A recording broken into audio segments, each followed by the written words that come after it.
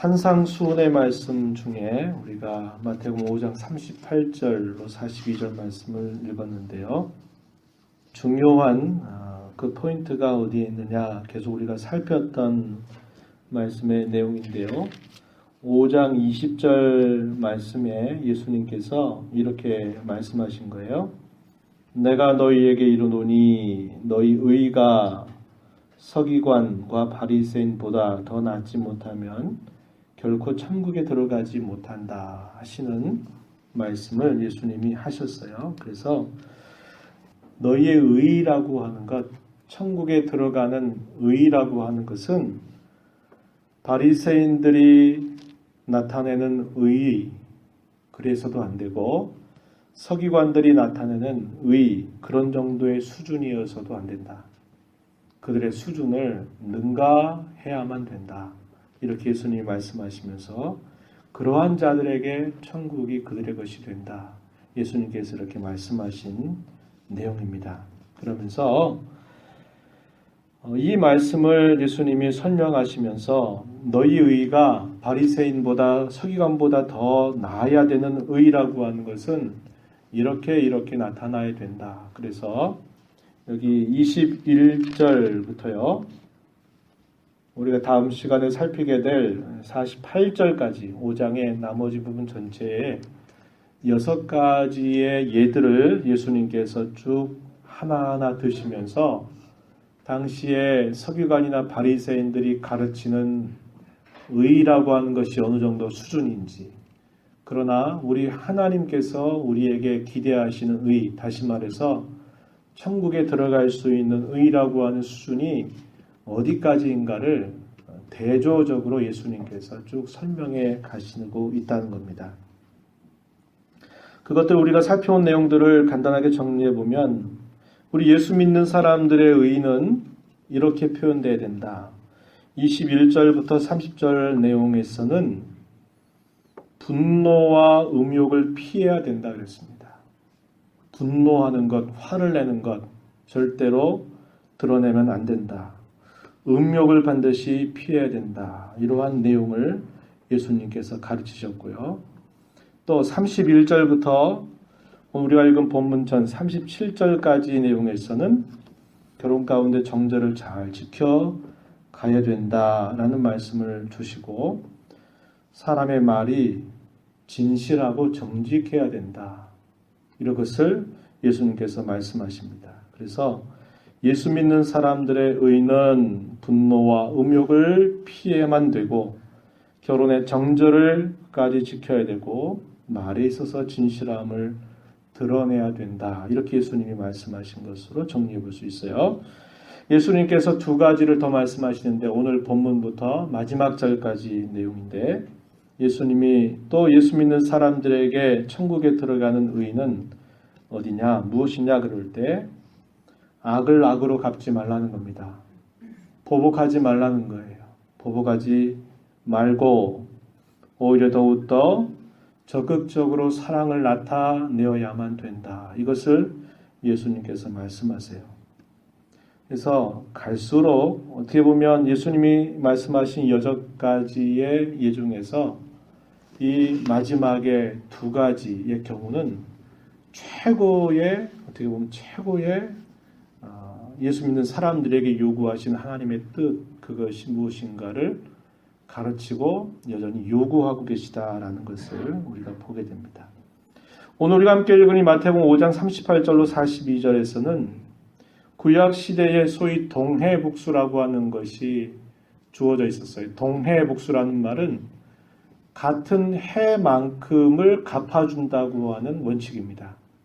내가 하나의 어떤 피해를 당하거나 하나에 해당되는 어떤 것을 내가 범했다면 하나만큼 그 벌을 받아야 된다. 그리고 내가 받은 해에 대해서는 반드시 하나까지만 그 해를 갚을 수 있다라는 겁니다. 동해, 같은 해만큼을 갚을 수 있다. 그래서 이걸 동해복수라고 한자말로 부르고 있어요. 이것을 소개하면서 이 계명의 참된 뜻이 무엇인가를 예수님이 설명하시는데 그건 뭐냐, 한마디로 보복하지 말라는 거예요. 그것을 예수님께서는 말씀하고 계신다는 겁니다. 오늘 우리가 읽은 본문 38절 한번 보세요. 38절 보면 또 눈은 눈으로 이는 이로 갚으라 하였다는 것을 너희가 들었다. 이 말은 지금 예수님의 말씀을 듣는 사람들을 향해서 너희 종교 지도자들이 이렇게 가르치는 내용이 있다. 이것을 이야기하는데 자, 그 대표적인 표현이 눈은 눈으로 이는 이로 이렇게 표현했죠. 이라고 한 걸 여기 이빨을 말합니다. 치아를 말해요. 치아는 치아로 눈은 눈으로 갚아라. 그런 말씀을 예수님이 이야기해 주시는 겁니다. 이에 대한 구약 성경이 제시되고 있는 부분들을 우리가 보면요. 아마 여러분들이 보시는 그 성경에 번호가 찍혀 있죠.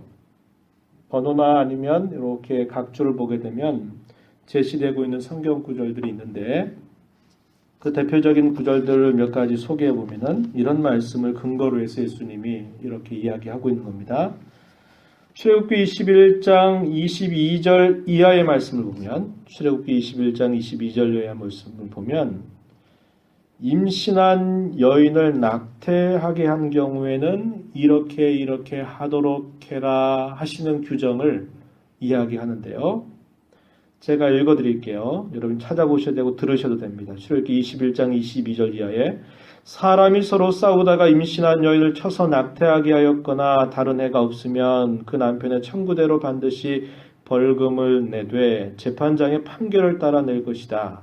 그러나 다른 해가 있으면 갚되 생명은 생명으로 노는 논으로 이는 이로 손은 손으로 발은 발로 된 것은 된 것으로 상하게 한 것은 상함으로 때린 것은 때림으로 갚을지니라 이렇게 말씀해요.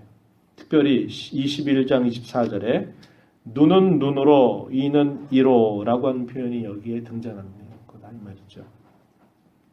구체적인 경우는 얘기한 것처럼 임신한 여인을 낙태하게 해서 어떤 해가 입혀지게 될 경우는 자기가 받은 것만큼을 그대로 갚아주라고 하는 규정이었습니다. 이것은 일반 사람들에게 하는 그런 내용이 아니고 이것은 공적인 재판을 말해요. 그 당시에 정의를 실현하는 재판장이 이러한 일이 있을 때 이렇게 판결하라고 하는 그런 말씀의 가르침이었어요.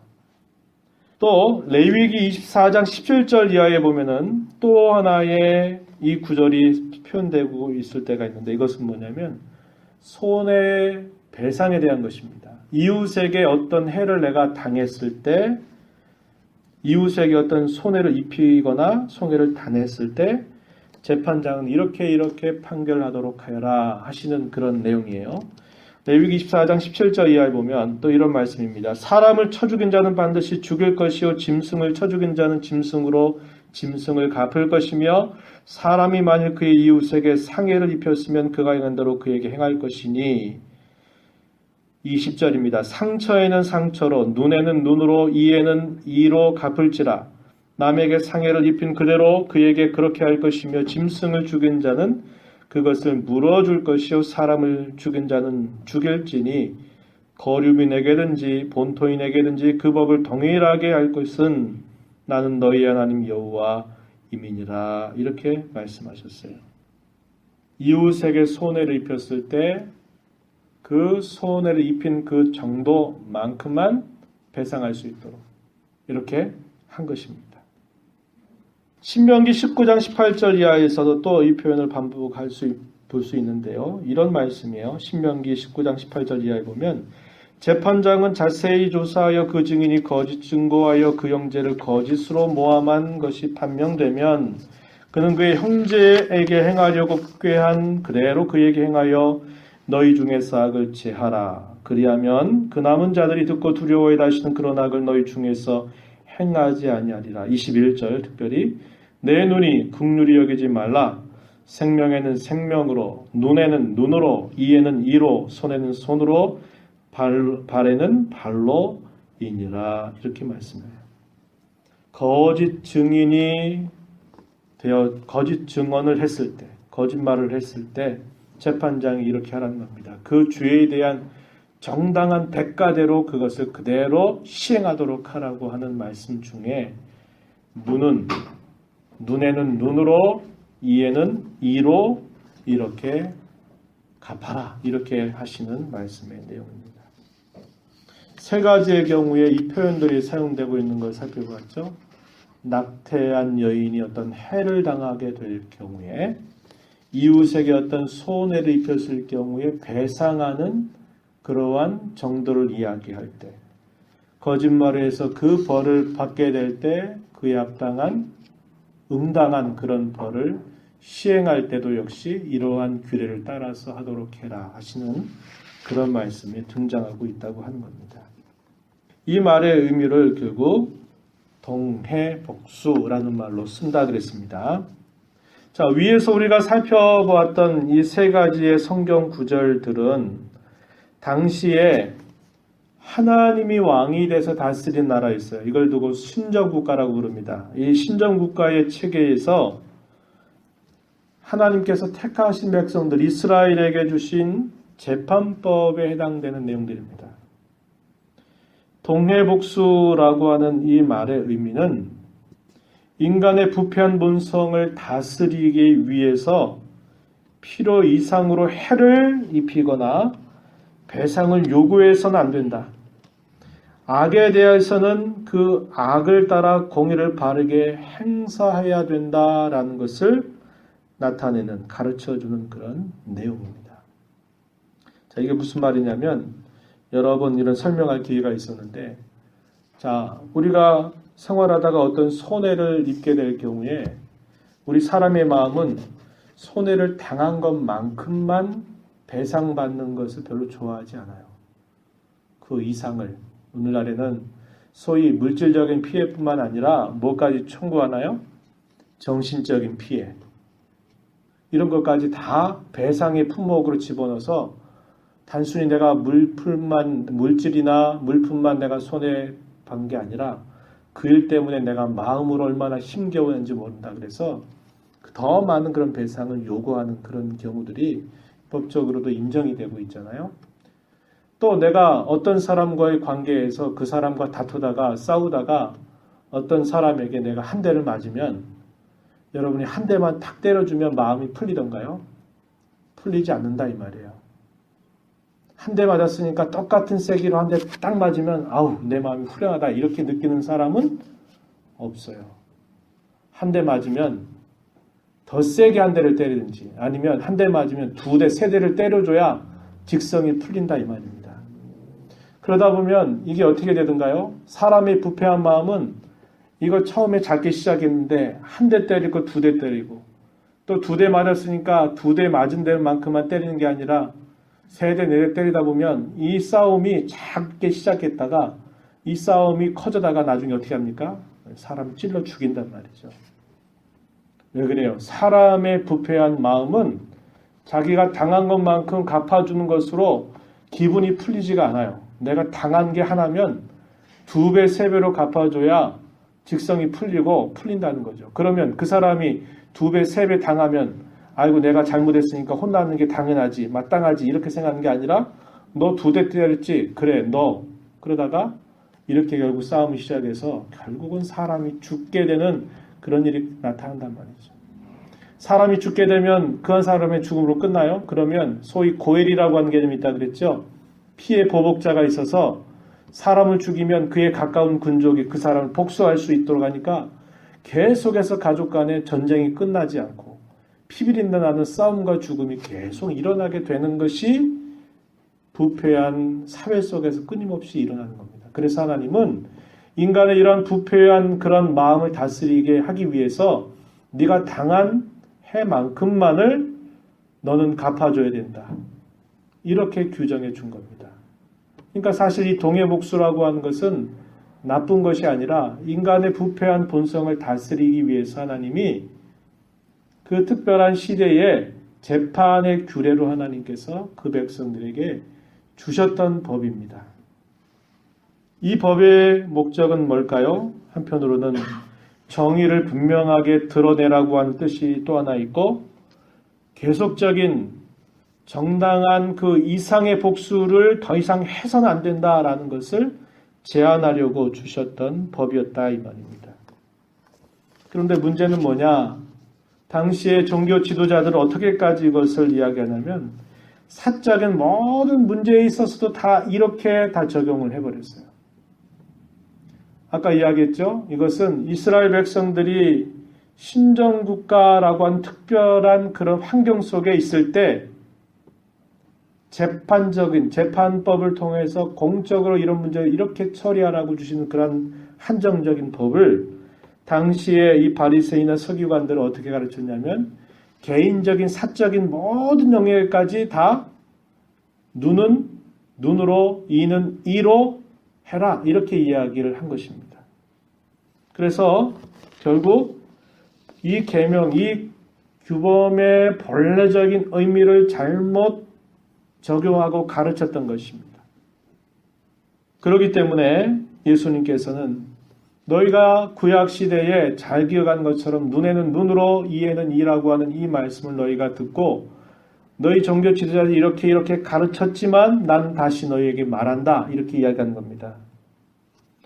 5장 39절에서 이렇게 말해요. 나는 너희에게 이른다. 말씀하시는 주님은 누구시라고요?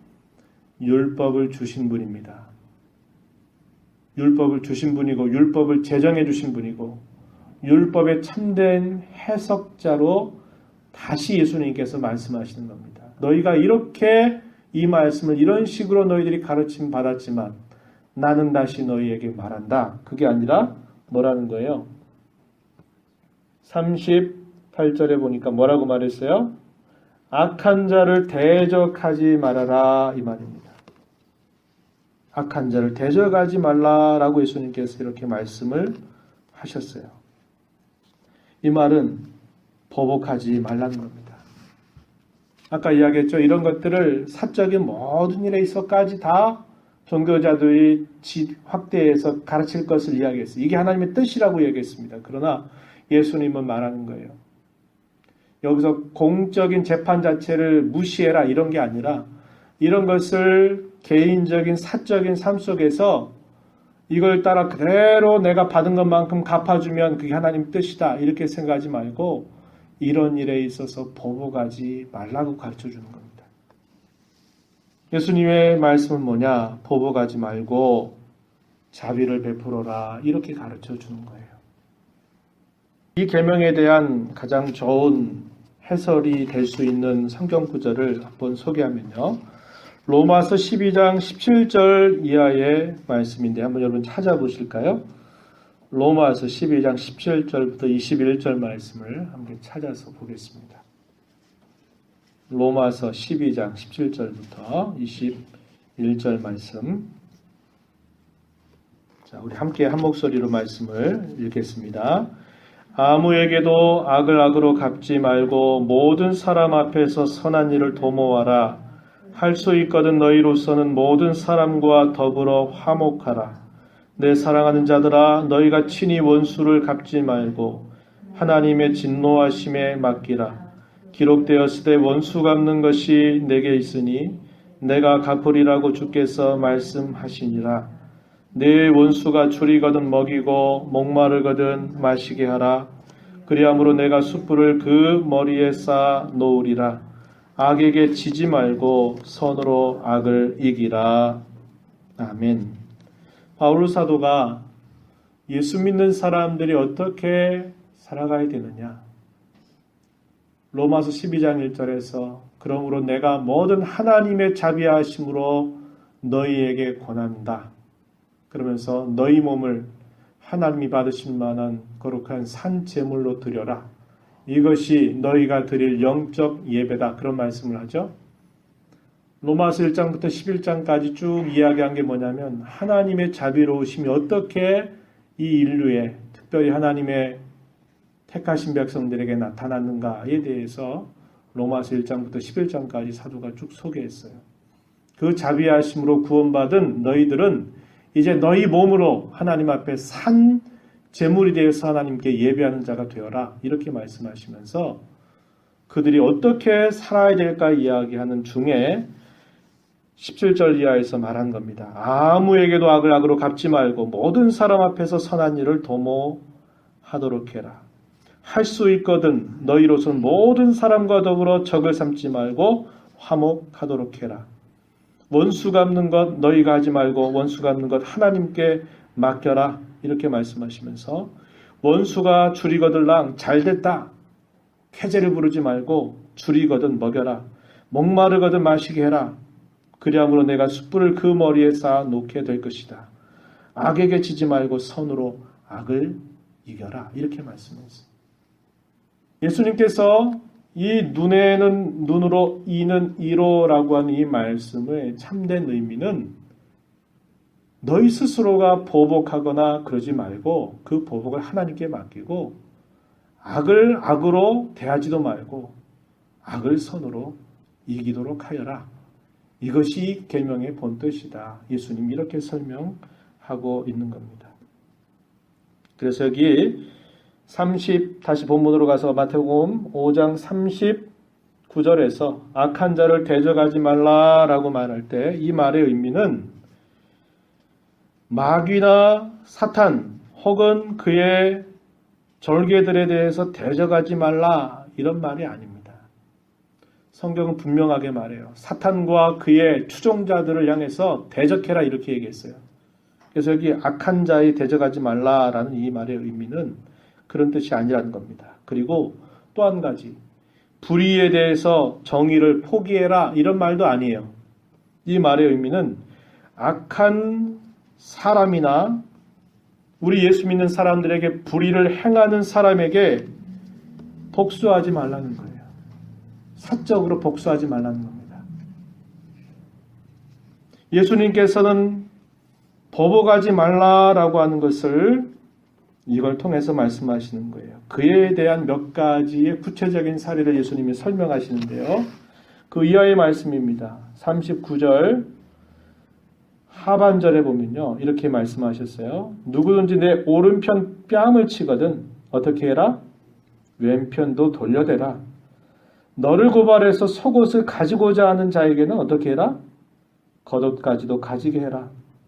누구든지 너로 억지로 오리를 가게 하거들랑 그 사람과 어떻게 해라? 심리를 동행해라. 마지막 42절에 내게 구하는 자에게는 어떻게 해라? 주어라. 내게 꾸고자 하는 자에게는 어떻게 해라?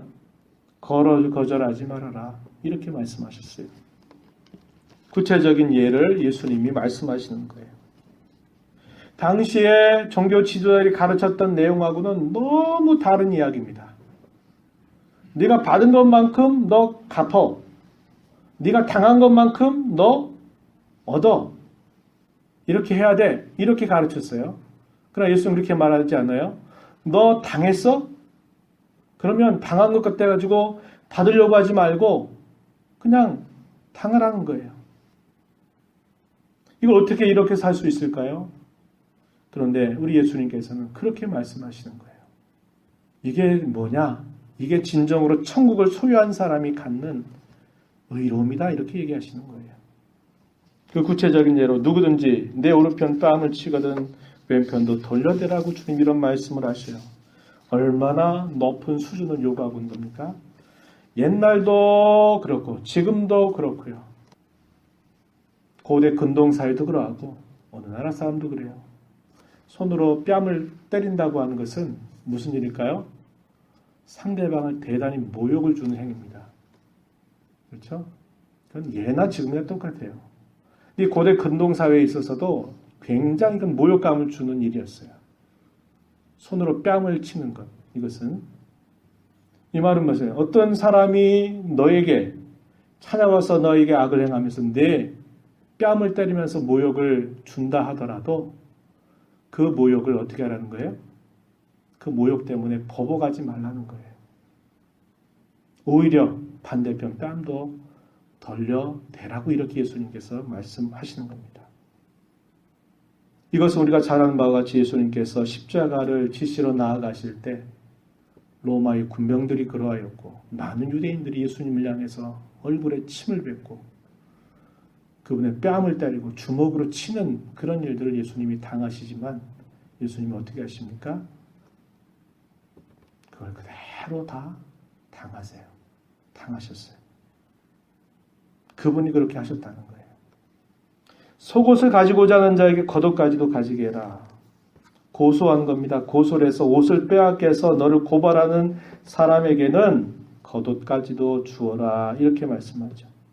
겉옷은 당시의 유대인들에게 있어서는 겉옷은 단순히 옷만이 아니라 가난한 사람에게 이것은 뭐가 됐을까요? 밤에는 이불이 되었어요. 그래서 어떤 사람이 가난한 사람이 겉옷을 전당 앞에서 무엇을 빌렸을 때 그 사람이 갚지 못하더라도 저녁이 되면 그 옷을 돌려주어라 하나님께서 가르쳐 주셔요. 왜 그러냐면 가난한 사람에게 그것은 단순히 옷일 뿐만 아니라 밤에 그것을 덮고 자야 될 이불이 되기도 하기 때문에 그런 것입니다. 그래서 고소하는 자에게는 겉옷까지도 내어 주어라. 이렇게 예수님께서 말씀하시는 거죠. 억지로 오리를 가게 한다 그럴 때는 이것은 당시에 군인들에 의해서 강제로 징집돼 가지고 이 군에서 봉사하게 할 때 사용했던 말입니다. 억지로 오리를 가게 하는 것. 옛날에 구레네 사람 시몬이 예수님이 십자가를 지면서 쓰러졌을 때 이 로마인들이 어떻게 했어요? 그를 징집을 해가지고 네가 함께 이 십자가를 지고 함께 가라 하면서 이 구레네 사람 시몬이 예수님의 그 십자가를 함께 짊어지고 골고다를 향하죠. 억지로 오리를 가게 하거든 그렇게만 하지 말고 심리까지도 동행하라고 이렇게 말씀해요. 강제적으로 어떤 일들을 막 봉사시켰을 때 오히려 그 이상을 할 자세를 가져라. 이렇게 예수님이 가르쳐 주셨어요. 네 번째는 구하는 자에게는 주라. 내게 꾸고자 하는 자에게는 거절하지 말라라고 말할 때 두 가지의 부분으로 나눠볼 수 있는데 하나의 부류는 당시에 정말 가난해서 갚을 수 없는 사람이 돈을 요구할 때는 차라리 주어라. 이렇게 얘기했어요. 차라리 주어라. 하나님이 보상하신다는 거죠. 그 다음에 일시적으로 가난한 사람이 있죠. 갚을 능력이 있는데 그가 무엇인가가 없어서 잠시 잠깐 빌리려고 할 때는 어떻게 해라? 빌려줘라. 거절하지 말아라. 이렇게 말씀을 하는 것입니다. 이 말은 어떻게 하라는 겁니까? 관용을 베풀라는 거예요. 자비를 베풀라는 것입니다. 그래서 예수님이 이러한 구체적인 예를 통해서 조목조목 하나하나 예를 들어서 말씀하시는 건 뭐냐? 이 세상 사람들이 보복하는 그런 원리를 따라서 내가 이 정도 했으니까 이 정도 받아야지. 내가 이 정도 어려움을 당했으니까 이 정도 해야지. 하는 것들을 개인적으로 당하게 될 때. 아까 얘기했죠. 정의를 무시하지 말라는 거예요. 정의를 불의함을 그냥 향해서 불의를 인정해라 그런 뜻이 아니고 개인적인 관계에서 이러한 것들을 당할 때에는 어떻게 해라? 보복하려고 하는 마음 갖지 말고 차라리 그것을 당하는 자세를 갖고 관용을 베푸면서 살아라. 이렇게 하는 겁니다. 힘이 없어서 그렇게 하라는 게 아니에요. 무능해서 그렇게 하라는 게 아니라 힘이 있고 능력이 있고 하더라도 그렇게 하라는 거예요. 베드로전서 2장 20절 이하에서 베드로 사도는 이렇게 말했어요. 제가 그 말씀을 읽어드립니다. 베드로전서 2장 10절 이하에 보면 그러나 선을 행함으로 고난을 받고 참으면 이는 하나님 앞에 아름다우니라. 이를 위해 너희가 부르심을 받았으니 그리스도도 너희를 위하여 고난을 받으사 너희에게 본을 끼쳐 그 자취를 따라오게 하려 하셨느니라. 이렇게 말씀해요. 그리스도께서 이 땅에서 저와 여러분을 살리기 위해서 이 땅에서 고난을 받으셨을 때 그분이 어떻게 고난 받으셨냐는 거죠. 22절 이하에 보면 그는 죄를 범하지 아니하시고 그 입에 거짓도 없으시며 욕을 당하시되 맞대어 욕하지 아니하시고 고난을 당하시되 위협하지 아니하시고 오직 공의로 심판하신 이에게 부탁하셨다. 이렇게 말씀해서 주님의 본을 주님의 자취를 따라가야 된다. 이렇게 우리에게 말씀하신 것을 우리가 기억합니다. 내가 잘못함으로 인해서 매를 맞으면 그게 무엇이 유익하겠느냐. 그러나 내가 하나님의 뜻을 행함으로 어려움을 당할 때 악을 악으로 갚지 않고 악을 선으로 이기고 그렇게 하면서 우리가 그렇게 살아갈 수 있다면 그것은 그리스도의 자치를 따르는 그의 제자의 삶이 된다. 예수님께서 요구하시는 우리의 삶이 요구하시는 수준이 바로 여기까지라는 겁니다. 그러니 얼마나 철저합니까? 대충 얼버무려서 하는 둥 신용해가지고 그 계명 지키고 산다 이렇게 말할 게 아닌 것이에요. 얼마나 우리 주님, 우리 하나님께서 구원받은 저와 여러분에게 요구하시는 이 수준이 얼마나 철저하고 얼마나 높은 수준을 요구하고 있는지를 우리는 귀를 기울여야 되고 이러한 수준에 이루지 못한 우리 자신들을 돌아보면서 날마다 하나님 주님의 자치를 따라가게 해달라고 기도하면서 살아가는 것이 우리의 마땅한 본분임을 가르쳐줍니다. 말씀을 맺습니다. 하나님 나라의 백성들은 그리스도의 모범을 따르는 자들입니다. 그 극치가 뭐냐? 그리스도께서 죄인인 저와 여러분을 위해서 그분이 가지셨던 마땅한 권리조차도 다 포기하셨다고 하는 사실이에요. 그분이 왜 매를 맞아야 됩니까? 그분이 왜 침뱉음을 당해야 됩니까? 그분이 왜 주먹으로 침을 당해야 됩니까? 멸시와 조롱을 왜 받으셔야 됩니까? 받으실 이유가 아무것도 없어요. 그리고 그분은 지으신 창조주입니다. 그런데 그분이 왜 그런 일을 당하셨어요? 아무 보잘것없는 저와 여러분을 살리시기 위해서 그러신 겁니다. 그러셔서 저와 여러분을 살려내신 거예요. 우리가 그래서 구원받은 것입니다. 다른 게 아니에요. 내가 노력했어요? 내가 뭘 했어요? 아니요. 절대로 그렇지 않아요. 그분이 마땅히 받으셔야 할 그 모든 것들을 다 내려놓고 그분이 당하신 그분의 그 모습 때문에 저와 여러분이 죄와 진토와 파멸로부터 건짐을 받아 구원받은 자가 됐다는 거예요. 그러니 우리도 그분을 따르면서 우리가 마땅히 누릴 수 있는 그런 권리조차도 주님을 위해서 내려놓는 자세를 품고 살아가는 것, 이게 바로 바리새인과 서기관들이 갖고 있는 의를 능가하는 그러한 의로움임을 예수님이 가르쳐줘요. 특별히 우리가 살핀 대로 사적인 목소리를 금하고 계십니다. 가벼운 어떤 해악을 당할 때에는 그것을 용서할 것을 우리에게 가르치고요. 관대함을 보일 것을 우리에게 요구합니다. 그리고 악을 악으로 대하지 말고 악을 선으로 이겨야 된다. 이렇게 우리에게 가르쳐 주고 있는 것입니다. 이것이야말로 가장 위대한 힘이에요. 이것이야말로 가장 하나님이 기뻐하시는 삶이 된다는 것을 우리가 기억하면서 하나님 내 힘으로는 할 수 없고 내 마음으로는 할 수 없지만 주님 주시는 대로 이러한 삶을 날마다 살아가는 삶이 되게 해주시옵소서. 이렇게 기도하며 나아가는 우리 모두가 되기를 바랍니다.